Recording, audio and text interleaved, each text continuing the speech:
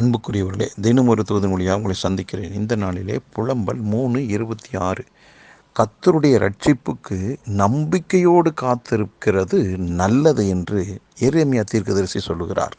இவர் ஒரு பாடு உள்ள ஒரு தீர்க்கதரிசி. பலவிதமான கஷ்டங்கள், நெருக்கடிகளை சந்தித்த ஒரு நல்ல ஒரு தேவனுடைய மனுஷன். இவர் சொல்லுகிற வார்த்தை தான், ஆண்டவருடைய இரட்சிப்புக்கு நம்பிக்கையோடு காத்திருப்பது நல்லது என்று.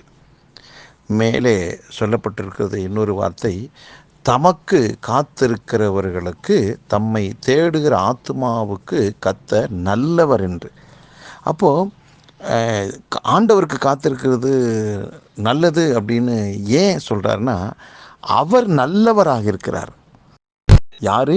அவர் நல்லவராக இருக்கிறார். ஆகவே அந்த நல்லவருக்காக நாம் காத்திருப்பது நல்லது. இந்த உலகத்தில் ஒவ்வொரு மனிதனும் யாரோ ஒருவருக்காக ஏதோ ஒரு விஷயத்தில் காத்திருக்கிறான். அது அவங்களுக்கு நல்லதாகவோ கெட்டதாகவோ முடிகிறது. ஆனால் ஆண்டவராகிய தேவனுக்கு நாம் காத்திருப்பது நல்லது. ஆபிரகாமும் காத்திருந்தான். கர்த்தர் அவனுக்கு சொன்ன வாக்கு என் வாழ்க்கையிலே நடக்கும் என்று. அது நடந்தது. இப்படி எத்தனையோ உதாரணங்களை வேதத்திலிருந்து சொல்லலாம், நம்முடைய தனிப்பட்ட வாழ்க்கையில் சொல்லலாம். ஆகவே இன்றைக்கு கர்த்தர் கொடுக்கிற நமக்கு நல்ல ஒரு வார்த்தை என்னென்னா, அவருக்காக காத்திருக்கிறது நல்லதுங்க. அதனால் நான் காத்திருக்கிறது வீணாக போயிருமோன்னு நினைக்காதீங்க. அவர் சொல்லி அவர் உணர்த்தின காரியங்களிலே, அவர் பேசின காரியங்களிலே, அவர் நமக்கு தரிசனமாய் சொப்பனமாய் நமக்கு வெளிப்படுத்தின காரியங்களிலே நம்மோடு ஆண்டவர் இடைப்பட்டிருப்பார். சில வசனங்கள் மூலமாக, திட்டவும் தெளிவுமாக. அப்படிப்பட்ட காரியங்களிலே காத்திருக்கலாம். ஏனென்றால் ரட்சிப்பு கர்த்தருடையது. ரட்சிப்பு என்றால் பாதுகாப்பு. அப்போது கர்த்தருடைய பாதுகாப்புக்கு காத்திருக்கிறது நல்லது. அப்போ கர்த்தருடைய பாதுகாப்பில் நாம் இருக்கும்போது சத்துரு நம்மை எந்த விதத்திலுமே மேற்கொள்ள முடியாது.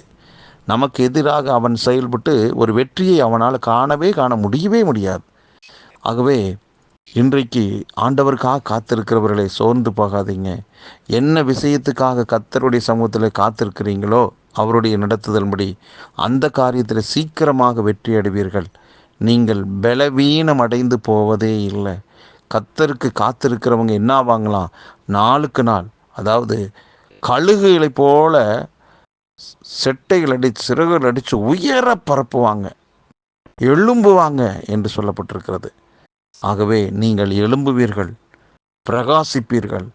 நீங்கள் ஒரு நாளும் தோற்று போகவே மாட்டீங்க. ஏனென்றால் நீங்கள் காத்திருக்கிறீங்களே ஒருவர், அவர் நல்லவர். அந்த நல்ல இயேசு கிறிஸ்து உங்களை கைவிடவே மாட்டார். நம்பிக்கையோடு இருங்க. நிச்சயமாக நீங்கள் வெற்றி பெறுவீங்க. நல்ல பிதாவே, உம்முடைய ரட்சிப்புக்கு காத்திருப்பது நல்லது என்று எங்களுக்கு கற்றுக் கொடுத்திருக்கிறீர். ஏனென்றால் நீர் நல்லவராக இருக்கிறீர்.